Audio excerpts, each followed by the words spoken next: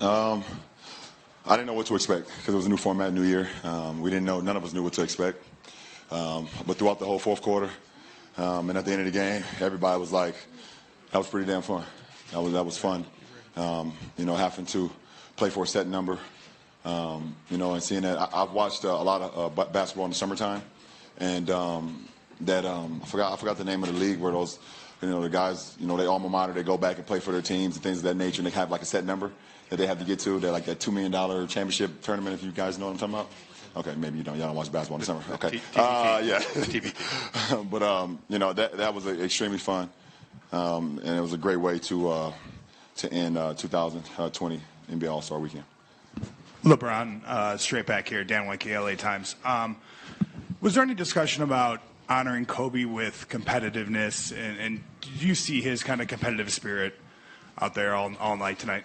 No, there was no discussion because we're all competitors. We wouldn't be All-Stars if we weren't competitors. We all compete at the highest level, try to put our respective teams in position to win every night. Guys definitely, just have that sense of pride, that sense of competitiveness, throughout, the season, throughout the All-Star game, which we had tonight. But you could definitely feel Bean's presence, just from the start, from every moment from the fans, chanting his name. Till you've seen the numbers. Every time you've seen Giannis' team running on the floor, you've seen the 2-4. He was definitely here. Next question, back left here. LeBron, Gil Barak, Sports 5 Israel. Was the last play for AD planned, or was it just spontaneous? No, it was not. We had a great play call for Kawhi to get to a sweet spot. They kind of doubled AD at the beginning of the play and left James open in the corner. James drove baseline, kicked it to CP, and then CP drove it, hit me, and they were kind of all scattered. And AD had Kyle Lowry on him at the time, and he just get a great duck in seal, and I was able to just throw the ball and get the foul. So it was not planned, but just smart basketball. Right here in the front center. LeBron, right here. You've obviously played a lot of basketball in your career. What did you think about it ending on a free throw instead of old playground rules with an actual bucket? It doesn't matter. Listen, at the end of the day, you can win a finals game at the free throw line. It's a lot of things that happen on the playground that you can't do in our game too, where you can literally foul every single time and not get disqualified. So, I've been in games where you've won games at the free throw line, and that's all part of the game. If he would have missed both, no one would have been talking about it. But it's all part of the game, and it was a hell of a way to end the game. Just from an all-star perspective. Again, same row in the center. LeBron, right here, in front. You obviously put on for Cleveland and Akron so much. What do you think about Chicago and just the atmosphere and how Chicago-centric this was? Well, listen, man, Chicago is right up there with one of the top cities in the world. We're producing some of the greatest basketball players that ever played the game. And then if you just even step outside of that, some of the best basketball players that play the game. So you have some of the greatest, some of the, some very good, some very talented. I mean, you even got, Ben Wilson, who was on his way to being a star, and obviously we know the story about that. So you got it all the way from the grade school era through high school, through college, and then so many pros and so many Hall of Famers. So, KG is about to go into the Hall of Fame soon. I've seen his name, in the ballot. So, and he's from Chicago. Isaiah Thomas, the great Isaiah Thomas.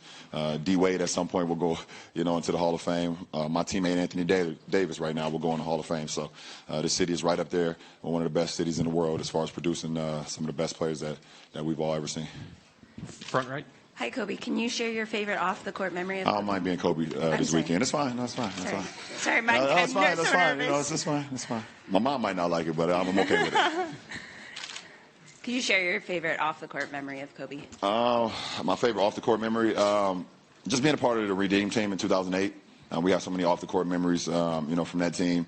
Either if it was about basketball or just, being in, going into some Team USA other events. We was able to see Michael Phelps swim. We was able to go and watch our women's national team, play a lot of their games. We was able to go just around track and field. So we did a lot of things, besides play basketball throughout that whole Redeem team run that we had when we brought home gold. So a lot of memories for sure. Last question right here in the front. Manolo Rodriguez from TAP Deportes, Puerto Rico. What do you take of all this memory that's been, all the tributes that have been done to Kobe? What's the most that you take of this weekend? What's the most that I take from this weekend as far All the as tributes. I mean, anything else would be uncivilized. He's one of the greatest basketball players, one of the most impactful players.